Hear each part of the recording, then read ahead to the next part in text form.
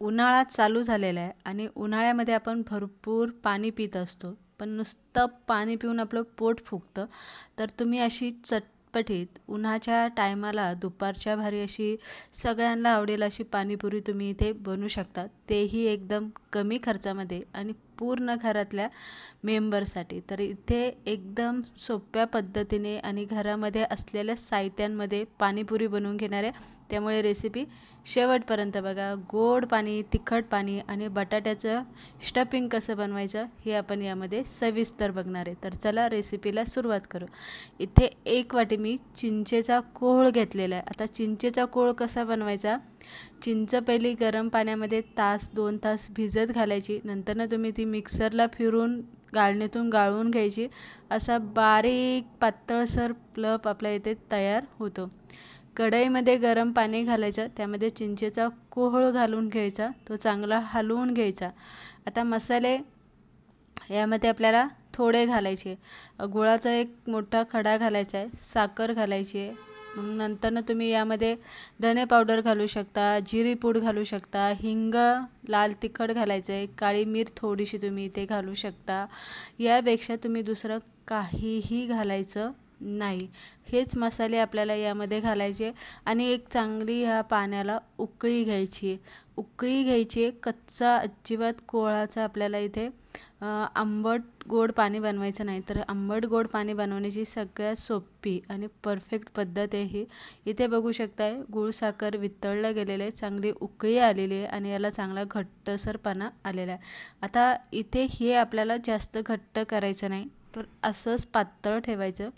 आता एका पातेल्यामध्ये मी ते सगळं काढून घेतलेले चिंचगुळाची चटणी. त्यानंतर यामध्ये आपल्याला पाणी घालायचं आहे आणि पाणी घातलं त्यामध्ये 1 चमचाभर तुम्ही जी आपला पाणीपुरीचा जो विकतचा मसाला असतो ना, तो यामध्ये 1 चमचा घालायचा आणि पाणी घालून हलवून घ्यायचं. हे झालं आपलं गोड तिखट पाणी. आता आपण बनवणार आहे पुदिन्याचं तिखट पाणी. तर इथे पुदिना घेतलेला आहे, 2-3 हिरव्या मिरच्या, 2-3 आल्याचे तुकडे, 2 लसूण पाकळ्या, अर्धा लिंबू. आता जर तुम्हाला लिंबू नसेल घालायचा तर तुम्ही यामध्ये आमचूर पावडर घालू शकता आणि थोडी कोथिंबीर आपल्याला यामध्ये घालायची. चवीप्रमाणे मी मीठ घालून घेतलेलं आहे आणि कोथिंबीर घालून अगदी थोडंसं पाणी घालायचं आहे आणि आपल्याला ही चटणी एकदम बारीक वाटून घ्यायची. चटणी वाटून घेतलेली आहे, बघू शकता कलर. ही चटणी वाटताना फ्रीजमधलं थंड पाणी आपल्याला यामध्ये घालायचं आणि मग चटणी वाटून घ्यायची. कारण चटणी वाटताना भांडं गरम होतं. पुदिना आणि कोथिंबीर पटकन काळी पडते. तर ह्या पद्धतीने आपण ही चटणी इथे वाटून घेतलेली. आता आपण तिखट हिरवं पाणी बनवून घेतोय. तर एका पातेल्यामध्ये आपल्याला ही चटणी काढून घ्यायची आहे. आता यामध्ये मसाले कोणते घालायचे?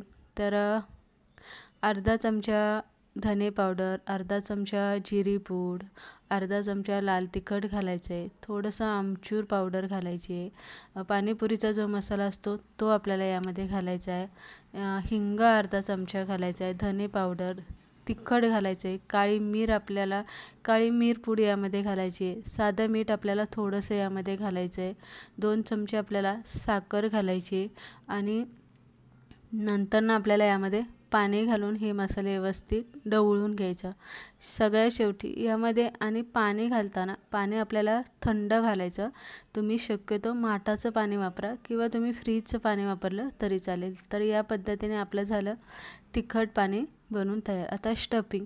काही ठिकाणी ना स्टफिंग हे मुगाच्या भाजीचं सुद्धा असतं. आपण इथे बटाट्याचं स्टफिंग बनवून घेतोय किंवा मिश्र कडधान्यांचं स्टफिंग बनवलं जातं. तर बटाट्याचं स्टफिंग एकदम सोपं आणि कमी वेळेत पटकन होणार आहे. बटाटे पहिलेच आपल्याला उकडून घ्यायचे. उकडून घेतलं की गार झालं की आपल्याला बटाटे असे फोडून घ्यायचे. आता इथे बटाटे फोडताना जास्त बारीक अजिबात करायचे नाही, तर थोडेसे असे ते मोठेच ठेवायचे. बारीक चिरलेला कांदा, टोमॅटो, कढीपत्ता, धने पावडर, जिरी पूड आपल्याला यामध्ये घालायचे, साधं मीठ घालायचे, थोडंसं तिखट घालायचं थोडासा हिंग घालायचा आहे आणि जो आपला पाणीपुरीचा मसाला असतो तो पाणीपुरीचा मसाला यामध्ये घालून घ्यायचा आहे. चवीप्रमाणे मी मीठ घातलेले आणि हे सगळं मिक्स करून घ्यायचं. तर हे झालं आपलं बटाट्याचं स्टफिंग बनवून तयार. आता तुम्ही पाणीपुरी सर्व कशी करणार आहे? तर एक कागदाची जी प्लेट असते ना, त्या प्लेटीमध्ये तुम्ही अशा पाणीपुऱ्या फोडून घ्यायच्या, स्टफिंग भरून घ्यायचे. आंबट, गोड, तिखट पाणी तुम्हाला जसं हवे तसं तुम्ही हे पाणी इथे भरून घ्यायचं. वरनं कांदा, टोमॅटो, कोथिंबीर पसरून घ्यायची आणि शेव घालायची. ही झाली चटपटीत आपली पाणीपुरी बनवून तयार. रेसिपी आवडली असेल तर लाईक